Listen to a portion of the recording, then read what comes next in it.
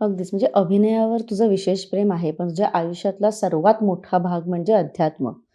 म्हणजे मी आता जेव्हा मी तुला जे खूप आध्यात्मिक असतात किंवा देवाच्या जवळ असतात, त्यांची वाइब लगेच पकडली जाते किंवा त्यांचा ऑराच वेगळा असतो. तू ज्या मोमेंटला आलीस, त्या मोमेंटला असं एक वाइब येते ना, की नाही हो, काहीतरी छान आहे किंवा हो. काहीतरी वेगळं आहे ह्या व्यक्तीत.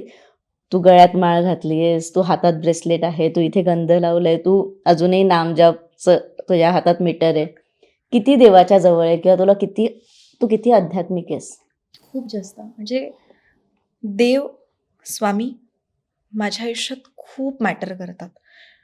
अ, म्हणजे मला कितीही उशीर झाला, माझा कितीही लवकर कॉल टाईम असला, रात्री मी कितीही लेट आले, तरी मी सकाळी उठून माझी माझी पूजा, माझे माझे मंत्र, ह्या सगळ्या गोष्टी मी करते. कारण मला वाटतं, की ह्या जर गोष्टी नसतील, तर आपल्याकडे तो पॉझिटिव्हनेस राहणार नाही आणि आपण जेव्हा बाहेर फिरतो, तेव्हा खूप निगेटिव्ह गोष्टी असतात आजूबाजूला.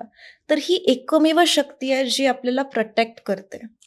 आणि मी देवाचा जप किंवा देवासोबत कनेक्ट मी ह्या गोष्टीमुळे नाही राहत, की माझ्या आयुष्यात प्रॉब्लेम्स येऊ नये.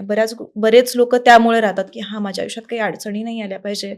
बरं जरी अडचणी जरी आल्या तरी देवाला दोष देतात, की मी तुझं एवढं करते, मग माझ्या आयुष्यात का असं होतंय? पण मला असं वाटतं ते तुमचं लिहिलेलं आहे. त्याच्यात काहीही करू शकत नाही. फक्त तुम्ही जर आध्यात्मिक राहिलात, तुम्ही जर देवाचं नामजप केलात, तर कदाचित जे तुम्हाला 100% हिट होणार आहे, ते तुम्हाला 50% हं. होईल, 20% होईल. हिट व्हायची क्षमता कमी होईल. हिट ते होणारच आहे तुम्हाला.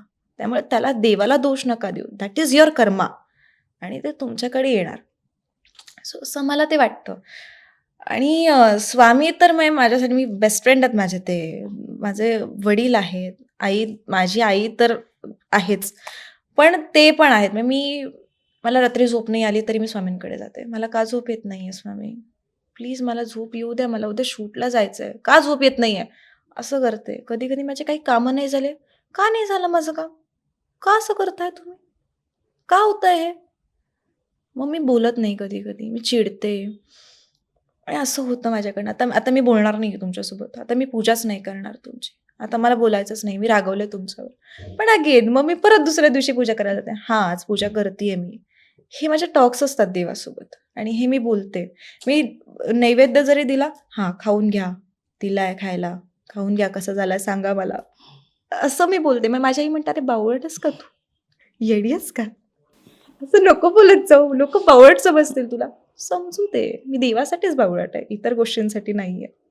पण देऊळ बंद नंतर किंवा त्या दरम्यान स्वामी भक्ती सुरू केली, की आधीपासून घरात ते वातावरण होतं? आधीपासनं. म्हणजे माझी आई माझ्या जन्माच्या आधीपासनं स्वामींची सेवेकरी आहे आणि आजी माझी 12-13 वर्ष वारी करत होती. आता तिला मध्यंतरी पॅरालिसिसचा अटॅक आणि ह्या सगळ्या गोष्टी तिला हेल्थ इश्यूज झाल्यामुळे तिची मी आणि आईच म्हटलं, की हं. "तू थांब, नको बरोबर. करूस. कारण उगीच तुला त्रास होण्यापेक्षा तू घरातनं देवाचा जप आणि हं. देवाची साधना कर.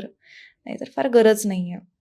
माझ्या आजीमुळे खरं तर माझी आजी ह्या सगळ्या गोष्टींना हे आहे. तिनेच मला देवाची आवड लावली. म्हणजे आमचं 6:30 झाले, की आम्ही दोघी हरिपाठाला बसतो.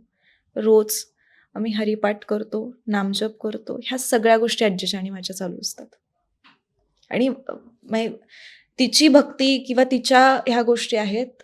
यू डोंट बिलीव्ह ती 15-20 दिवस ती आय-सी-यूमध्ये होती, जेव्हा तिला हं. पॅरालिसिसचा अटॅक आला आणि डॉक्टरांना सांगितलं, की 99% नाही आहेत चान्सेस. 1% आहे, तो देवाचा आहे. माझ्या आजीला आत्ता पाहिलं, तर वाटणार नाही हिला पॅरालिसिस झालता.